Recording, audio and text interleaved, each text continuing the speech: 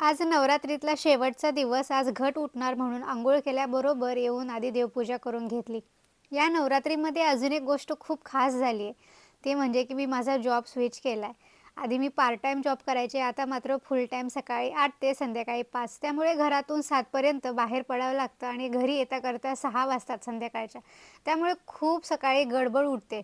त्यात आज उपवास सुटणार आहेत नवरात्रीतले.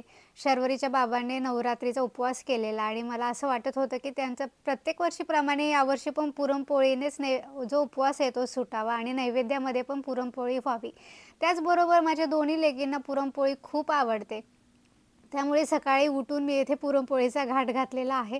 काल पुरण मी रात्रीच शिजवून ठेवलं होतं, कारण एवढ्या सकाळी पहाटे 5 वाजता जर पुरणासाठी कुकर लावला असता, तर शेजार-पाजारचे घाबरून उठले असते.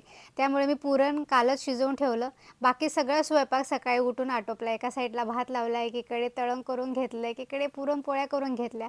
पटापट करायचं म्हटलं, की कुठलीही गोष्ट होते आणि ती आज माझ्या स्वतःच्या कामी आली. म्हणजे मी स्वतः आळस न करता सकाळी लवकर उठून हे करून घेतलं, म्हणून नैवेद्यही झाला आणि आज त्यात हाल्फ डे असल्यामुळे मुलींनाही पुरणपोळी सणाच्या दिवशी खायला मिळाली. ते एक आत्मिक समाधान खूप वेगळं होतं.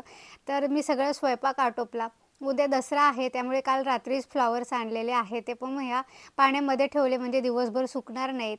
देवाला आज छान पुरणपोळीचा नैवेद्य दाखवता आला. त्याचं एक वेगळंच मानसिक समाधान खूप वेगळं होतं.